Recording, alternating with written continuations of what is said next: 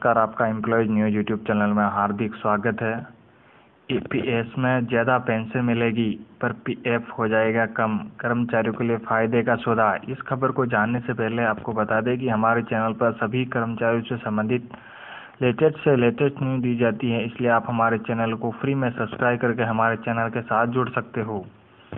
Supreme court के फैसले के बाद ईपीएस से ज़्यादा पेंशन पाने के लिए निजी क्षेत्र के कर्मचारियों को अपनी पीएफ का एक महत्वपूर्ण हिस्सा कुर्बान करना होगा। इससे उनकी पेंशन तो कई गुना बढ़ जाएगी, लेकिन पीएफ की रकम घट जाएगी। हालांकि इसके बावजूद ये सौदा फायदे का सौदा होगा, क्योंकि गवाए गए पीएफ की रकम से कभी भी उतना रिटर्न नहीं मिल सकता जितना पेंशन के जरिए प्राप्त होगा। इसे एक उदाहरण देकर समझा जा सकता है। मान लीजिए किसी कर्मचारी ने वर्ष 1999 में नौकरी ज्वाइन की। उस समय उसका वेतन 10,000 रुपये था। 20 वर्ष तक नौकरी करने के बाद 2019 में सेवानिवृत्ति के समय 10% की औसत वार्षिक वेतन वृद्धि के आधार पर उसका औसत वेतन 61,159 रुपये होगा।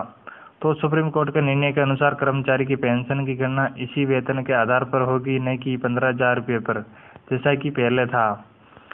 पेंशन गणना के फॉर्मूले के मुताबिक कर्मचारी के आखिर एक साल के औसत मासिक वेतन में नौकरी के कुल सालों से गुणा करने पर जो संख्या आएगी, उसमें 70 से भाग देने पर पेंशन का आंकड़ा प्राप्त होता है। इस फॉर्मूले से गणना करने पर नए नियम के तहत उक्त कर्मचारी को तकरीबन 17,474 रुपये की मासिक पेंशन प्राप्त होगी, जबकि पुराने नियम में उसे पेंशन के तौर पर हर महीने केवल 4,285 रुपये ही मिलते हैं।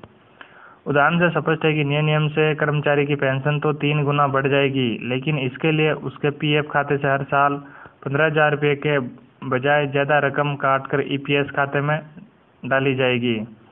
नए नियम के मुताबिक नौकरी के पहले साल यानी 1999 से 2000 में कर्मचारी के पीएफ खाते में उसका अपना अंशदान 14,400 रुपये का होगा, जबकि नियोक्ता के इतने ही योगदान में से 8.33% के हिसाब से लगभग 1,000 रुपये ईपीएस खाते में, बाकी करीब 13,400 रुपये पीएफ खाते में जाएंगे।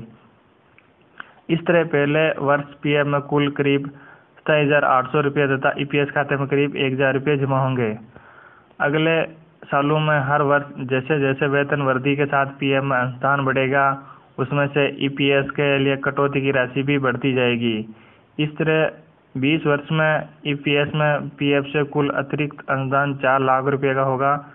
चूँकि ईपीएस में सालाना ब्याज भी जुड़ता है, लिहाजा कुल अतिरिक्त अनुदान 8.1 लाख रुपये का बैठेगा। इसका अर्थ हुआ कि कुल इतनी रकम कर्मचारी के पीएफ खाते से कम हो जाएगी।